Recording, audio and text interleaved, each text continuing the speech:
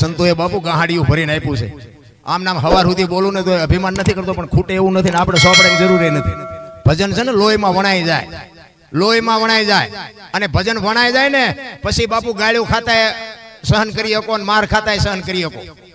ભજન ને બાપુ ભવાઈ ને બે ને મેળ જ ન ખાય. આ ભજન ગાતા ગાતા બાયું સડાવવાનો વારો આવે ને એટલે સમજી લેવાનું કે આ રહી ગયા. આ વીજળીના ચમકારે મોતી પરોવાની વાત સમય આવે ને બાપુ પાછું વળી જવાય. બસ કચ્છનો જાડેજો જેસલ સતી તોરલ ને લઈને નીકળ્યા ને તેથી બે જણા આમ જતા હતા ને બે જણા વાત કરતા હતા. જાડેજો સતી તોરલ ને કહે છે કે શું આ એક તારા લઈ લઈને તમે ભરમાવો છો, દુનિયાને હુતા નથી ને હુવા દેતા નથી. મારી તલવાર કરી તમારો એક તારો ન કરે. અને તેથી તોરલ કહે છે જાડેજા જાડેજા એક તારો કરે તમારી તલવાર ન કરી શકે. હવે કાળ ઝાડ કાળો નાગ કહેવાય કચ્છનો બારવટીયો.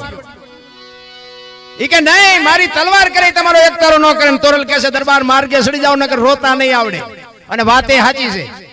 આપણે આ મારા મારા મારા સોંટ્યા છે ને બધા, મારા છોકરા ને મારા બૈરા ને મારા કાકા ને મારા દાદા, એ આપણા જ આપણને દિવાળી મૂકવાના છે. ગામના કોઈ નથી દિવાળી મૂકવાના.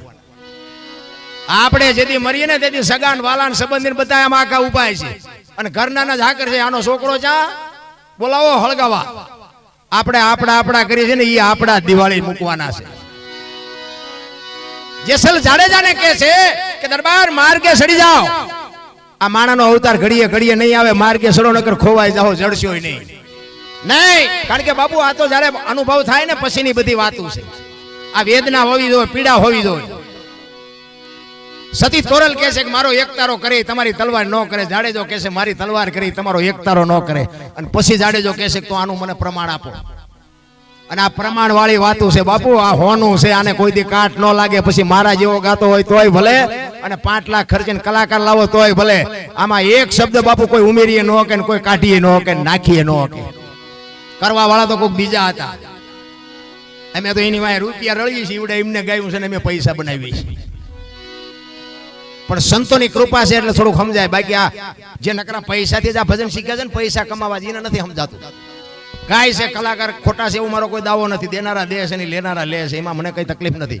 પણ કહેવાનો મતલબ મારો એ છે કે સમજાય તો મજા આવે. તમે ભજનમાં બેઠા હોય ને ભજનમાં તો ઘડિયાળમાં ન જોવું પડે ને બંગા હોય ન આવે ને ચાની જરૂર ન પડે, હવાર પડે. ભજનમાં જો બેઠા હોય ભજન છે જુદી બાબત છે. સતી તોરલ ને કહે છે કે આનું મને પ્રમાણ આપો. એ કે સમય આવશે ને હું તમને પ્રમાણ આપીશ. ઈ દરિયાના કિનારે આવ્યા ને હોડીમાં બેઠા અને હોડી બાપુ ઉપડી મત દરિયે પૂગીને પવને દિશા બદલાવીને ખોરડા જેવડા જેવડા મોફા મીડ્યા ને ઉલળવા.